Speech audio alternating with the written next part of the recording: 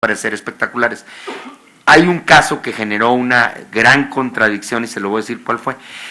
Sí, una empresa que fue pública, que se vendió, se privatizó, se volvió privada. Y usted y yo podemos desde luego sentir todos que ahí hubo corrupción, pero el problema, fíjese usted, por el cual nosotros no podemos actuar aún en presunción de corrupción es porque no se ha nombrado al fiscal general de transparencia por el Senado de la República. Usted puede investigar y yo desde que llegué al encargo de presidente, si no han sido 15 o 20 veces que públicamente he exigido, peticionado, pero a la Cámara que nos nombró, a los senadores que nos nombraron, que son los anteriores, que nombraran por favor ese fiscal.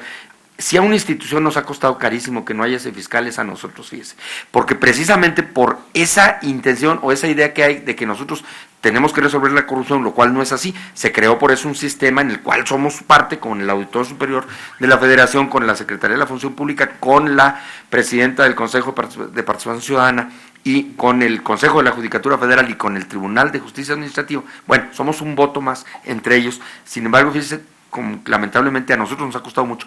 En ese caso concreto, se lo pongo así muy simple, usted por alguna razón se privatiza una empresa que era petrolera, que era de las que hacían petroquímicas, sí, se privatizó, entonces nosotros al momento de querer abrir todo, que era la intención que debimos haber tenido, por un lado no podíamos presumir corrupción porque no hay delitos de corrupción vigentes. Lo que sus antecesores aprobaron y reformaron el Código Penal Federal Mexicano está detenido de un transitorio que es de verdad lamentable, se lo digo con pena. Los señores senadores de la anterior legislatura dejaron en un transitorio que hasta que se nombre al fiscal dichoso van a entrar en vigor esos delitos de corrupción.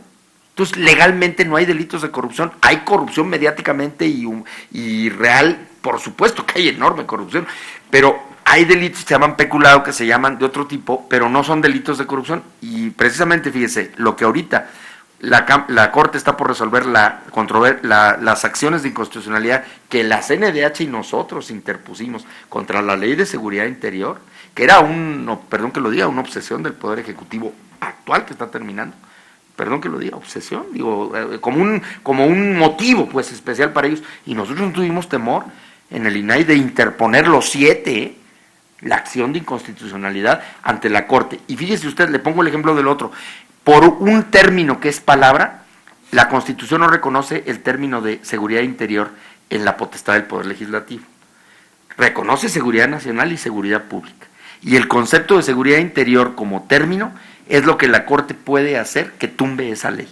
Entonces le pongo el ejemplo, si hay delitos de corrupción, si no están vigentes, nosotros no podíamos abrir esa información absoluta por una razón, porque no existen delitos de corrupción. Y les dijimos a los senadores, no sabe usted cuántas veces en privado, amistosamente con muchos de ellos, personalmente y duro, a mí me mandaron decir a algunos senadores, oye, estás muy...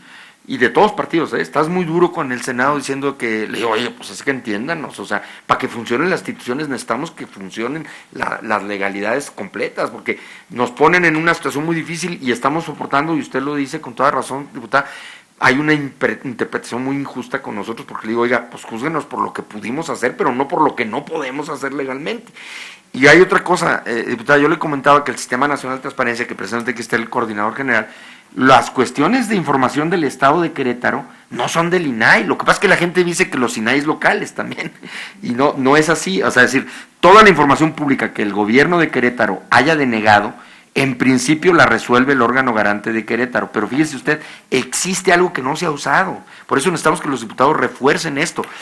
Si a usted le negaron información en Querétaro, dígase a cualquiera, o en Zacatecas, o en Chihuahua, en el estado que sea, y el órgano garante local, por así decirlo, se vio, vamos a decir, incapaz de resolver con apertura, plenamente, usted puede interponer una resolución contra esa resolución en el INAI.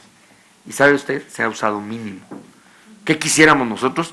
Que muchos casos que en los estados han causado molestia, rabia, impotencia, desesperación, coraje, ustedes ayuden a la gente, hay que ayudarnos, hay que hacer brigadas para que la gente sepa, y que cualquier resolución, incluso lo digo, presumiendo que lo hayan hecho bien, porque a veces aunque uno quiera, si hay datos personales sensibles, esa parte no se puede saber. Y acá en el otro caso, pues era una empresa privada, y legalmente ya es privada, es decir, usted y yo se hizo posible, de una manera indebida el proceso, pues sí, pero aquí lo que pedían es que abriéramos un dato, y podíamos haberlo hecho si estuviera el fiscal nombrado. Y no sabe usted qué división se generó en el Pleno, porque un lado los legales y otros decimos, bueno, la vamos a emitir y queda indebida, queda vamos a decir, precaria. Ahora, yo le puedo asegurar, diputada, que más necesitamos precisamente de quienes tengan escepticismo a nosotros, que nos ayuden, y como usted me lo dice, yo le tomo la palabra, que nos invite precisamente a que nos den la oportunidad de mostrarle con hechos. Aquí dimos una carpeta enorme, yo no quiero explicarla porque ya ustedes la pueden ver, mejor entablemos para mejor exactamente responder dudas concretas. Yo por eso quise ser más ligero en la exposición, que ustedes puedan ver las cifras. Estamos haciendo una labor que es titánica, fíjese, medimos a todas las instituciones, le voy a decir, en el año pasado hicimos la verificación diagnóstica, que era como de cáliz, como hacemos al menos en Zacatecas, era nomás para aprender todos a calificar y a calificarnos. Fíjese, el Congreso sacó 94.12, en la segunda vuelta de la verificación diagnóstica el Congreso atendió y subió a 97.60, pero fíjese nomás, en la primera verificación vinculante del 2018 que empezó en mayo y terminó ahora en noviembre, en octubre y se acaba de notificar ya lo que son los resultados, en la primera parte tuvo el Congreso 71%, es entendible, el Congreso cambió de legisladores, y todos sabemos que eso se resiente, había proceso electoral, los diputados lógicamente, pues bueno, estaban saliendo, muchos se fueron, dejaron suplentes para ir a buscar otros encargos, y bajó, pero ahorita, en la segunda verificación, ya con ustedes, porque esto ya corresponde a ustedes, ya de julio para acá, bueno, de septiembre para acá, que se completó esta cuestión, ya subieron a 92, pero fíjese, respetuosamente y como usted dice, y con toda justicia, 92.8 como en la escuela diríamos, no, pues magnífica nota. Pues no, porque el deber es 100%. Y el INAI, imagínense usted el problema, vamos a tener que mandarles a ustedes, si no se remedia esto pronto, pues qué decirles, señores, con toda pena, hay un procedimiento de denuncia que se puede hacer para que completen el 6% que les falta, porque el deber es 100%. La ley no da juego ahí a que la mejor calificación posible, no, dice 100%. Y de veras que le puedo asegurar que del 93 al 99, al 100, cuesta mucho, porque son las partes más delicadas y más pesadas de subir información. En los estados, la carga de información en la Plataforma Nacional de Transparencia es impresionante. Aquí, está el presente el órgano garante de Quintana Roo, que es un estado que tiene poca población en proporción. Dame un dato para poder... ¿Por qué no lo mencionas tú? Perdón, con la peña de usted. Para hacer valor al federalismo, nomás que me permita para ese dato y el señor diputado responderle, ¿no? Que el señor diputado... Perdón. Por favor, nomás que dé el dato de la carga. Buenas tardes. Solamente para que tengan idea, registros que existen en este momento en la Plataforma Nacional de Transparencia, hay 1.725.944.318 registros de información cargados en la plataforma. Y estamos hablando que un registro no es una palabra, un registro es una línea completa de información.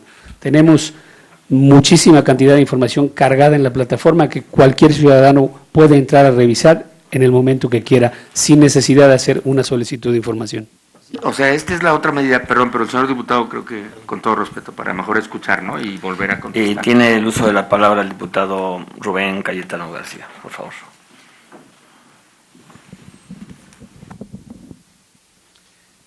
Sí, muchas gracias. Bueno, primero quiero decirle que de entrada pensó que ya nos iba a plantear el asunto del presupuesto. Originalmente tenía una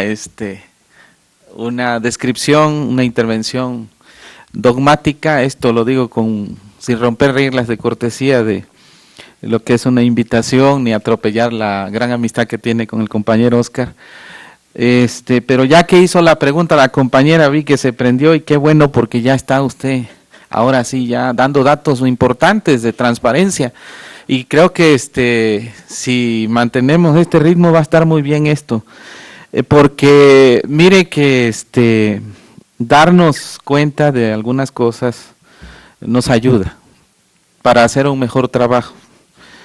Yo quisiera preguntarle, para entrar en materia, cómo establecer un equilibrio legal sin que limite el acceso a la información con la reserva de datos o información. cómo establecer un equilibrio jurídico, porque nosotros citamos a comparecer al encargado de la Fiscalía General, perdón, de la Procuraduría, porque todavía no es Fiscalía, hasta eso, y nos negó información él fue citado por el caso de Duarte, para dar una explicación, del exgobernador de Veracruz. Y su argumento, pues nosotros necesitábamos la materia para poder cuestionarlo de lo que es el Ministerio Público. Ahí hay resolución. Nosotros no somos órgano jurisdiccional, no vamos a cambiar el sentido o el fallo, pero sí necesitábamos conocer pues algunos elementos, digo, por lo menos que nos dé la resolución de primera instancia, la última que tenga en manos, y dijo que eso era un asunto de transparencia, que, no, bueno, ahorita, sí, quiero que usted así con ese enjundia que trae, nos diga bien cómo está ese asunto, porque lo vamos a definir. Ahorita ya me está contestando algunas cosas, pero todavía le falta. Entonces, que por eso vine. Entonces, es muy importante saber que cuando se trata de una resolución de un fallo, de un juez, de un tribunal en primera, segunda instancia, después del amparo, cuando ya es ejecutoria, ¿qué es lo que pasa? Ustedes no tienen acceso, o los órganos jurisdiccionales, hay un vacío jurídico ahí.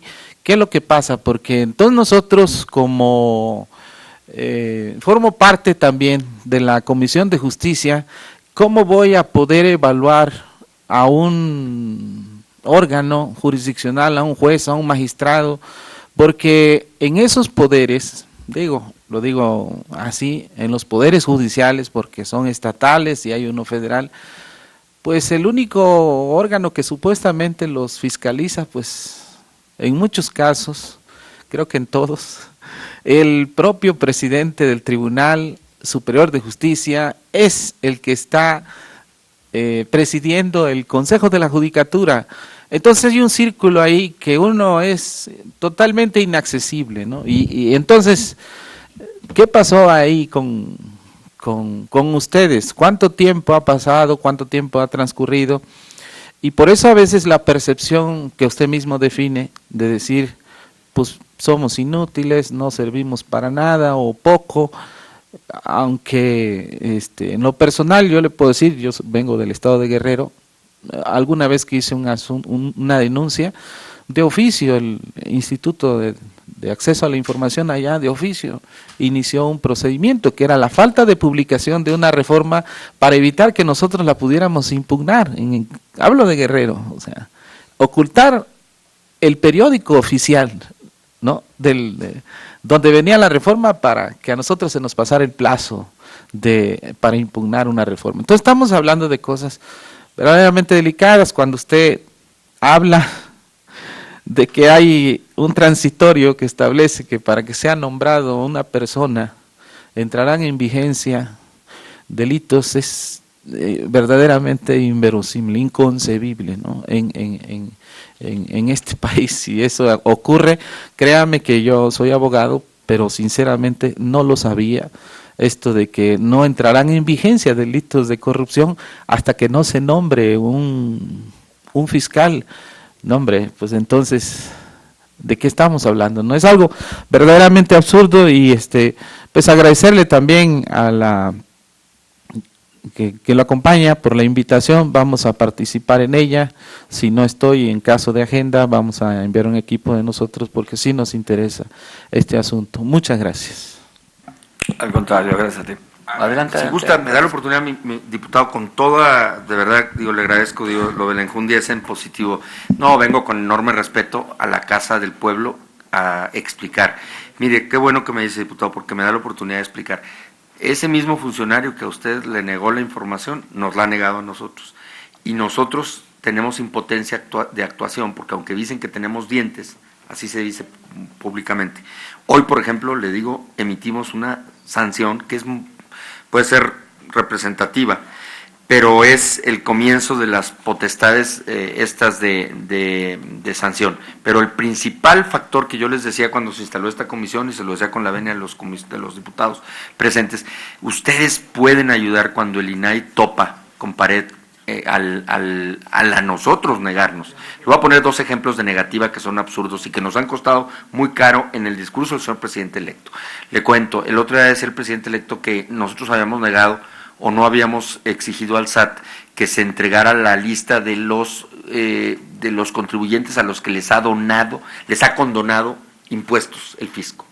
Y nosotros hemos emitido siempre la resolución de que se abra esa información, porque es una condonación fiscal, que es una medida que le puedo asegurar, porque todos lo imaginamos o sabemos, son empresas enormes de este país, empresarios muy poderosos económicamente, que se han beneficiado con condonaciones fiscales. Otro es el caso de las cancelaciones de créditos, porque hay créditos que son impagables, y el fisco no puede, como ningún banco incluso, hay casos en los que no hay solvencia y no hay manera de cobrar ese impuesto. Pero yo le puedo asegurar, y usted lo puede investigar y se lo podemos conseguir, la información, todas las resoluciones que hemos emitido nosotros obligando al fisco a que le entregue esos datos a la población. ¿Y sabe qué han hecho? Pues le dicen a los afectados que interpongan amparos. ¿Y sabe qué pasa? Pues nos impiden seguir el camino, porque el amparo a nosotros nos impide, desgraciadamente, y si no incurrimos en lo que se llama desacato, es proseguir en ese camino. Entonces le pongo ejemplos concretos de que no hemos podido llegar a puerto a veces a donde quisiéramos. Que me da pena que haya habido y que haya casos en los que el órgano garante acuda de oficio a ocultar información. Es gravísimo. Y sobre todo sobre una gaceta del Poder Legislativo, que si el Poder Legislativo es de una actuación prácticamente pública, porque además todas las sesiones se siguen normalmente por el canal del Congreso, en el caso federal y en el caso local, pues son abiertas, ¿no?, a que la gente debe poder ir a presenciarla si le interesa un asunto que se va a resolver. Le puedo asegurar otra cuestión, mire, sobre lo que nos mencionaba, relacionado con el caso, hoy resolvimos, y fue la comisionada ponente, y todos por unanimidad, el caso Duarte, un aspecto del caso Duarte de Veracruz. Hoy nosotros resolvimos, y es un hecho inusitado, al Consejo de la Judicatura Federal que entregue la versión pública, el audio y el video de la audiencia de la causa penal contra Javier Duarte, la primera, donde se pueden conocer todos los cargos que se le fincaron en ese momento, que después sabemos que ya hubo toda una serie de maniobras de defensa o de la defensa de él, que cayó en una resolución al final que parece, la verdad, insultante a la población, que haya sido al final resuelta por esos términos. Pero le puedo asegurar, mi diputado, que no nos falta valor para llegar a donde podamos, en el camino y en el nivel que podamos. Eso del fiscal, aunque como usted lo dice, sabe, es una afrenta a la propia Cámara de Diputados, porque la Cámara de Diputados votó la ley, aprobó la ley para la creación de la Fiscalía, y que el Senado, porque tiene la potestad de nombrar, ponga ahí un transitorio para que hasta que se nombre, entre en vigor lo que ustedes además aprobaron, que es las reformas al Código, ustedes no, sus antecesores, aprobaron las reformas al Código Penal. Pues es un conflicto que pone en quiebra una decisión del pueblo que estaba también radicada en la Cámara Colegisladora.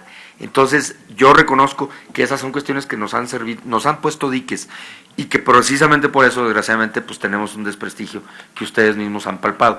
Ahora, sí necesitamos, como yo se le decía a la diputada, que a nivel de los estados nos ayuden ustedes a irrigar información, a llegar a la gente que realmente está impotente, que se ha sentido frustrada, que ha tenido un tropezón contra la barrera informativa, y luego mucha gente, ¿qué pasa? Nuestra gente está con hambre, con angustia, con sed, no tiene tiempo mucha gente para ir a quejarse, están viviendo al día y tienen derecho a saber, pero luego hay gente que no tiene condiciones, y ya cuando tropiezas con una información que no te contestan, o te dicen una cosa que no es lo que pediste, o te contestan una parte que no es la que te importa, pues naturalmente mucha gente ya mejor ya pierde la confianza pública en las instituciones, y mucha gente cada vez, resolvemos 10,000 casos al año, diputado, de todo tipo. Hay casos muy sencillos y hay casos muy graves como estos que le estoy poniendo de ejemplo.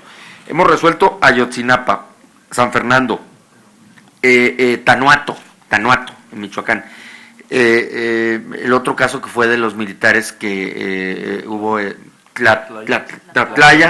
Tlatlaya, resolvimos, por ejemplo, le puedo decir, abrimos la información del 68, hace apenas 2 meses, el 2 de octubre fuimos con el rector de la UNAM y con el Archivo General de la Nación, pero nosotros, ahí le pongo el ejemplo mejor de datos personales. ¿Qué dijimos? Ahí va, es lo que usted me preguntó. Nosotros ahí ponderamos que en el caso del 68, si bien es un asunto que conforme a los archivos existe una ley mala, que en el 2011 le puso una cortapisa para que se puedan investigar los acontecimientos del pasado de este país, y puso una cláusula que dice que hay datos confidenciales históricos, que es un asunto que en ninguna otra parte del mundo existe. Es una patraña para negar el acceso a los archivos. Había archivos que consultaba Sergio Aguayo y otros grandes investigadores que han investigado graves crímenes del pasado en el 68, 71, Halconazo, casos tan graves como los de los quebrantos, la ABC de Sonora. Nosotros tenemos una plataforma de 15 casos, si quieren le pasamos toda esta información, porque es necesario que ustedes la conozcan. Es una información, una plataforma donde ponemos toda la información que se pudo abrir y conocer de estos 15 casos, que son todos estos, y además ABC, está el caso de Colosio, precisamente nos tocó resolver, y también le tocó a la comisionada ser ponente de los 13 videos. Los 13 videos que se conocen y que existen en la PGR, se lo exigimos que se entregue. Pero ¿qué pasa mi pueblo decimos, si se arrana? Si no da más, protegido de una actitud absolutamente, vamos a decir, displicente. Ahí es donde necesitamos que el Poder Legislativo lo extrañe, lo citen en comisiones o en pleno, para que tenga la carga de explicar por qué denegó información exigida y ordenada. El INAI no le dice, oye, si quisieras o pudieras, le ordena. Pero ¿qué pasa? Pues desgraciadamente ahí ha tenido esta persona, desgraciadamente, y lo digo con pena, pues nos ha desafiado porque una tras otra nos ha denegado información que es para la gente que la pidió y para todo el país. El caso de los datos personales, en el caso mire, la cuestión que yo le explicaba al principio es no hay un equilibrio justo porque cada caso merece situación. Si en un caso hay personas menores, por ejemplo, involucradas, con el caso de la guardería ABC, le pongo un ejemplo, la mitad de los papás de los niños que tristemente murieron en ese horroroso suceso, no querían que las imágenes, las fotografías de sus hijos, aunque están fotografías perfectas cuando los niñitos estaban perfectamente sanos, se aparezcan, porque dicen, es que es el dolor de nosotros que nuestro niño aparezca en pancartas. Y la otra mitad sí quería, no, pues para que precisamente vean la gente el dolor en los niños tan pequeños que desgraciadamente murieron. Entonces, cuando hay una situación de ese tipo, en la que los únicos que pueden decir como padres de los menores, la Ley Federal de Protección de Menores es muy rigurosa en México y no permite que se traten datos de menores de manera irresponsable.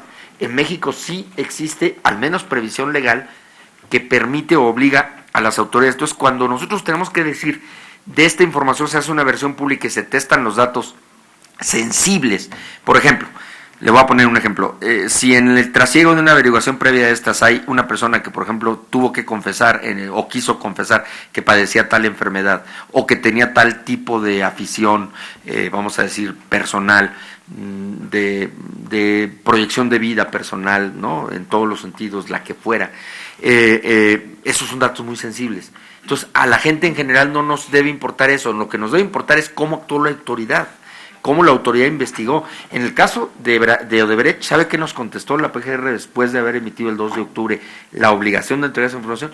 Que todavía no tenía la información, que porque Brasil no se le había entregado, las autoridades de Brasil. Y yo le contesté públicamente, y usted puede localizar mis declaraciones. Le dije, es inverosímil. Le dije, porque cuando se fue el exprocurador, Cervantes Andrade, dijo que muy pronto se conocerían los detalles de esa investigación. ¿Qué quiere decir? Que estaba concluida en sus principales términos. Otra cosa es que se hayan abierto nuevas, seguramente o probablemente nuevas vías, ¿no? Nuevas hipótesis, exactamente, para llegar a mayores datos. Entonces sí le reconozco, diputado, la impotencia que el INAI ha tenido muchas veces cuando el Poder Judicial le coloca una traba, le pone una suspensión definitiva, sobre todo una provisional que usted sabe que casi por regla se da y que nos detiene en el tiempo, y otra, una definitiva que hemos tenido con el caso del SAT. Tenemos resoluciones con suspensión definitiva de hace 4 años para acá, que no hemos podido nosotros mover, ¿no? Sí, para que entreguemos, para que la autoridad, o sea, haga de cuenta que lo que le decía, el SAT está obligado por el INAI a... Sí, por eso, le estoy hablando del Poder Judicial de la finca. No, y usted sabe que se puede tardar el tiempo, o sea, vamos, el afectado, el empresario o el funcionario. Le puedo decir, el funcionario a veces también se ampara y consigue esa suspensión. Nos han detenido, y yo lo comprendo, y lo que usted dice es muy cierto, es decir, nos sentimos en ese caso burlados también nosotros. Les haríamos una atenta invitación a todos nuestros compañeros y también a nuestro amigo Francisco. Sí, como va a ser muy rápido. A ser más rápidos. Sí, por favor, yo lo... Tenemos tres compañeros que quieren hacer uso de la palabra. Tiene uso de la palabra la compañera Gloria Romero León, después se la daríamos a ¿quién más me lo pidió? Al diputado Manuel Gómez, y después a Jaime Humberto Pérez. Si quieren les damos la palabra a los tres y después ya nos pueda contestar. Ya mejor escucho yo, escucho. Vale, gracias. Muchas gracias, presidente. Doctor, bienvenido aquí al Congreso. Una de las cuestiones que aquí ha sido reiterada es respecto de que consideramos que muchas veces los ciudadanos no reciben la información que solicitan, y me da la impresión que esto se debe también en gran medida a la resolución que por el IFAI se hizo en el 2016 respecto de que no, bueno, el INAI, que no se debe de responder información ad hoc. Hay una resolución al respecto. De manera que por esa razón, y a eso es por lo que se amparan muchas veces los sujetos obligados, para no entregar la información. Y ahí sí me parece que tendríamos que hacer algo, porque eso es lo que ha sido reiterado para que el INAI no entregue la información que el ciudadano está pidiendo en específico. Y tendríamos que trabajar al respecto de esa resolución que fue en octubre del 2016, pues para que en aras del principio de máxima publicidad procuráramos que los ciudadanos recibieran la información que están solicitando. Inclusive, quizá debiéramos ampliar el término para que responda el sujeto obligado, en lugar de 20 días hábiles, que entiendo que hasta ahora es lo que se les da por ley, a 40 días hábiles, o digamos en este tema de cómo le hacemos para que sí obtengamos la información los ciudadanos que estamos solicitando. Entonces, mi primera pregunta va en ese sentido, y la segunda va en el sentido de, dadas las cantidades de desapariciones forzadas que tenemos en el país, pues sobre todo se puedan abrir la información, aunque se trate de averiguaciones previas, precisamente para que lográramos pues que ese derecho a la verdad que tienen las víctimas y los familiares pues se pueda atender, porque me parece que eso es lo que está sucediendo en temas de violaciones graves a derechos humanos. Debiéramos de hacer algo para que se pueda tener el acceso a la información por parte de víctimas en tema de violación a derechos humanos. ¿Es cuánto? Sí, gracias.